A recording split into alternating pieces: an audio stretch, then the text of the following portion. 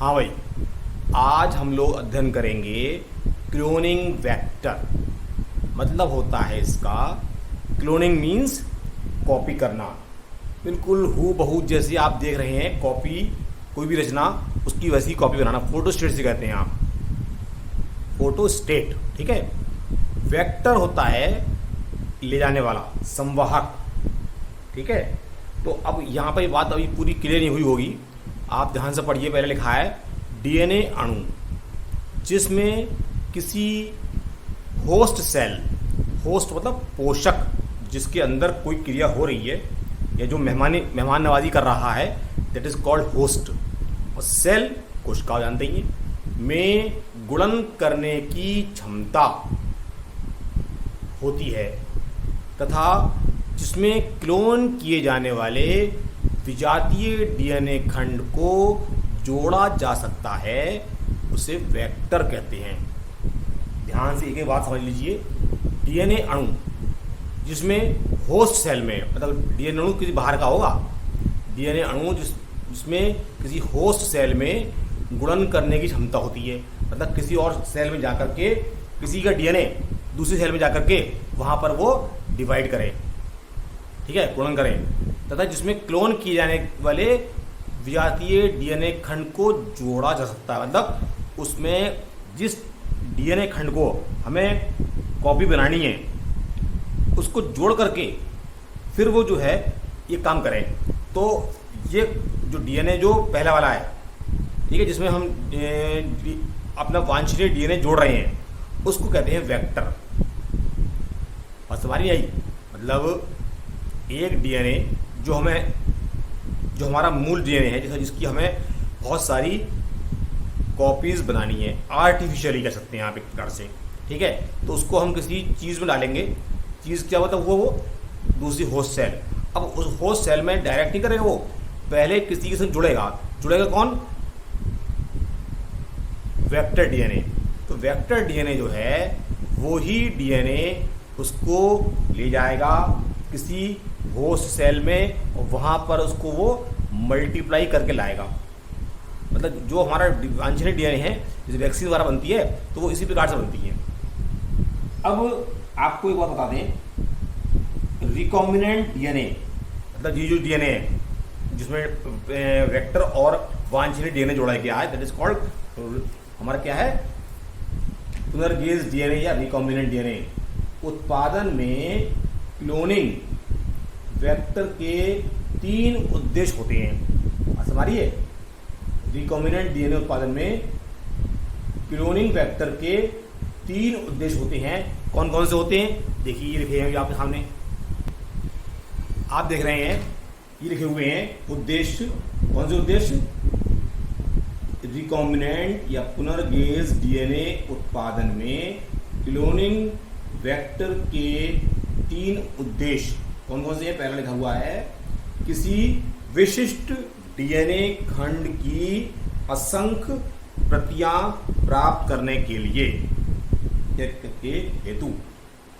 दूसरा है, किसी जीन से उत्पन्न प्रोटीन की अत्यधिक मात्रा प्राप्त करने हेतु। और तीसरा लिखा हुआ है, किसी जीन को जीवधारी के गुणसूत्र में जोड़ने हेतु, जहां ये जीन स्वयं को प्रदर्शित कर सके। ये 3 उद्देश्य हैं, आप ध्यान से समझ लीजिए इनको अच्छी तरह। क्या मतलब इस बात का कि पहला क्या है, किसी विशिष्ट डीएनए खंड की असंख्य प्रतियां प्राप्त करने के लिए, मतलब हमारा जो वांछनीय डीएनए है उसकी हमें जो कॉपीज चाहिए उसकी वजह से। ठीक है। हमें जैसे मान लो फोटोस्टेट करानी है, तो हमें जो एक खास मैटर हमें चाहिए उसको हम क्रॉप करके और हम उसकी कॉपी निकालते हैं। ऐसे समझिए, यहाँ भी होता है किसी जीन से उत्पन्न प्रोटीन की अत्यधिक मात्रा प्राप्त करने के लिए। अब किसी जीन से हमें अगर बहुत ज़्यादा प्रोटीन नहीं है, तो उसके लिए भी हमें ऐसा चाहिए होता है, उसका उद्देश्य ये भी होता है। और तीसरा क्या है, किसी जीन को जीवधारी के गुणसूत्र में जोड़ने, किसी जीन को जीवधारी गुणसूत्र में जोड़ने के लिए, जहां ये जीन स्वयं को प्रदर्शित कर सके, उसके लिए भी क्या वेक्टर की आवश्यकता होती है। कौन से वेक्टर? क्लोनिंग वेक्टर की। अब आगे देखो, जो ये उद्देश्य हैं, इन उद्देश्यों को प्राप्त करने के लिए डीएनए खंडों को ऐसे डीएनए अणुओं के साथ जोड़ा जाता है जो स्वयं प्रतिकृति की क्षमता रखते हैं। प्रतिकृति माने गुणन करना। ऐसे डीएनए अणु वेक्टर कहलाते हैं। ठीक, जीवाणु प्लाज्मिड, बैक्टीरिया के अंदर जो गोल डीएनए होता है छल्लेदार से कहते हैं बैक्टीरिया प्लाज्मिड, तथा डीएनए युक्त वायरस सबसे अधिक उपयोग किए जाने वाले वेक्टर्स होते हैं। इन वेक्टर्स में आवश्यक डीएनए खंड को जोड़कर इन वेक्टर्स को एक खास उपयुक्त होस्ट में प्रवेश कराया जाता है, जहां ये वेक्टर होस्ट सेल के साथ या होस्ट सेल में स्वतंत्र रूप से विभाजित होकर अपनी संख्या में वृद्धि कर लेते हैं। यानी कि इन वेक्टर्स में वांछनीय डीएनए खंडों को रिकॉम्बिनेंट या पुनर्योजित करके वांछनीय डीएनए की असंख्य प्रतियां प्राप्त की जा सकती हैं। समझ रहे हो? ये बात जो पीछे पॉइंट नंबर 2 है उसी में आप देख लीजिए। जीवाणु में पाए जाने वाले प्लाज्मिड बैक्टीरिया में स्वतः यानी अपने आप गुणन करने की क्षमता होती है। ये गुणन करते हैं, क्या मतलब? जीवाणु में पाए जाने वाले प्लाज्मिड बैक्टीरिया में स्वतः गुणन करते हैं। जीवाणु भोजी बैक्टीरियोफेज का डीएनए जीवाणु कोशिका में गुणन करता है। एक जीवाणु कोशिका में जीवाणु भोजी बड़ी संख्या में पाए जाते हैं। ये क्या होता है? वायरस होता है एक प्रकार का जो बैक्टीरिया पर परजीवी होता है। इसे जो हम ऐसे भी समझ सकते हैं कि यह जीवाणु कोशिका में इनकी बहुत सी प्रतियां पाई जाती हैं। इसी प्रकार आप ये कह सकते हैं कुछ प्लाज्मिड की संख्या जीवाणु कोशिका में 1 या 2 होती है, जबकि प्लाज्मिड संख्या 100 या अधिक हो सकती है। किसी विजातीय माने दूसरी जाति के डीएनए खंड को इन प्लाज्मिड में जोड़ने पर इन प्लाज्मिड की कॉपी संख्या के समान डीएनए खंड की कॉपियां भी बनती हैं या होती हैं। ठीक है, ये बात हो इसकी। अब देखिए आप, कुछ इनकी प्रॉपर्टीज होती हैं, वेक्टर्स के गुण।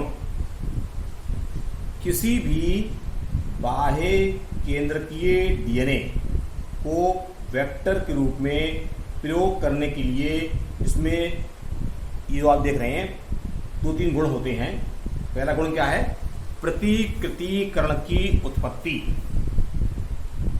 प्लाज्मिड का वह स्थल जहां से प्रतिकृतिकरण यानी कि गुणन का प्रारंभ होता है, प्रतिकृतिकरण की उत्पत्ति कहलाता है। प्लाज्मिड में ऐसे क्रम प्राकृतिक रूप से उपस्थित होते हैं। ठीक, विजातीय डीएनए को इस उत्पत्ति अनुक्रम के साथ जोड़ने पर वह प्लाज्मिड के साथ गुणन कर सकता है। यह अनुक्रम जोड़े गए डीएनए की प्रतिकृति संख्या के नियंत्रण के लिए भी उत्तरदायी होता है। क्लोनिंग के लिए ऐसे वेक्टर का चयन किया जाता है जिसका उत्पत्ति स्थल अधिक प्रतिलिपि संख्या बनाने में सक्षम हो।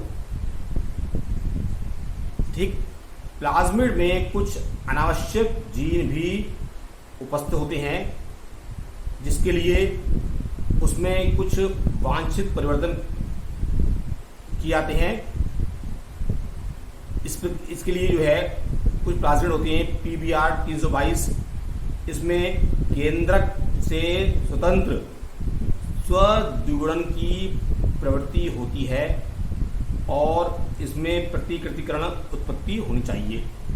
एक सफल वेक्टर में रिस्ट्रिक्शन एंजाइम की क्रिया के कई स्तर होने चाहिए। इन स्तरों से वेक्टर को काटकर बाह्य डीएनए को जोड़ा जाता है। इसमें एक प्रकार का सिलेक्टिव मार्कर पाया जाना चाहिए जिससे उस होस्ट सेल को पहचाना जा सके जिसमें वेक्टर उपस्थित होता है और इसे कोशिका से आसानी से बाहर भी निकाला जा सके। ठीक है, तो आप देख रहे हैं जो नाम लिखे हुए हैं जेनेटिक इंजीनियरिंग में उपयोग किए जाने वाले जो महत्वपूर्ण वेक्टर्स होते हैं, नाम लिखे हुए आप देख रहे होंगे बोर्ड पर, PBR 322, 327, PUC, ठीक है, नाम दिए हुए बैक्टीरियोफेज, पादप और जंतु विषाणु यानी वायरस, जो कि क्रमशः पेपोवा वायरस और एडिनो वायरस होते हैं। SV40, इसको शटल वेक्टर भी कहते हैं। BAC वेक्टर, ये सब जो हैं वो क्या हैं, प्रतिकृतिकरण की उत्पत्ति के लिए जो वेक्टर्स इस्तेमाल किए जाते हैं वो हैं। अब दूसरी बात आप देख रहे हैं वर्ण योग चिन्हक सिलेक्टेबल मार्कर। उत्पत्ति स्थल के साथ वेक्टर को सिलेक्टेबल मार्कर की आवश्यकता होती है जो नॉन ट्रांसफॉर्मेंट्स की पहचान और उन्हें समाप्त करने में सहायक हों और रूपांतरणों की चयनात्मक वृद्धि को होने दें। रूपांतरण वह प्रक्रिया है जिसमें डीएनए खंड को जीवाणु कोशिका में प्रवेश कराया जाता है। वह जीवाणु जो डीएनए खंड को ग्रहण कर लेते हैं रूपांतरित कहलाते हैं। ऐसा करने में सफल ना होने वाली बैक्टीरियल सेल नॉन ट्रांसफॉर्मेंट कहलाती है। और लास्ट देख रहे हैं आप क्लोनिंग स्थल। विजातीय डीएनए को जोड़ने के लिए सामान्यतः काम में लाए जा रहे रिस्ट्रिक्शन एंजाइम्स के लिए वेक्टर्स में कुछ या एक ही पहचान स्थल होना चाहिए।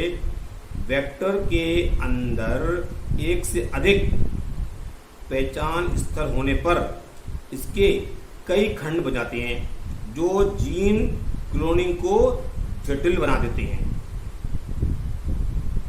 विजातीय डीएनए का बंधन यानी बॉन्डिंग उन दोनों एंटीबायोटिक प्रतिरोधी जीन्स में से एक में स्थित रिस्ट्रिक्शन साइट पर किया जाता है। ठीक है, ये पूरी बात हो गई इनके प्रॉपर्टीज के बारे में, क्लोनिंग, प्रतिकृतिकरण की उत्पत्ति, सिलेक्टेबल मार्कर और क्लोनिंग साइट्स। अब अगले टर्न पर आपको बताएंगे पौधों और जंतुओं में जीन क्लोनिंग के लिए संवाहक। इसके अलावा आपको पता ही दिया है कि टेस्ट आपका होगा 29 तारीख को। आप लोग उसके लिए तैयार रहें। शाम को 7 बजे जैसा होता था पहले भी वैसे ही होगा टेस्ट। तो ये चैप्टर थोड़ा सा रह गया है, 2-3 दिन का काम इसमें है, खत्म हो जाएगा। आप लोग अपनी तैयारी बदस्तूर जारी रखें, उसमें कोताही ना बरतें। जब स्कूल खुलेंगे तो आपकी डाउट्स क्लियर करेंगे और साथ ही साथ आपसे पूछेंगे भी। ठीक है, टिल देन गुड बाय।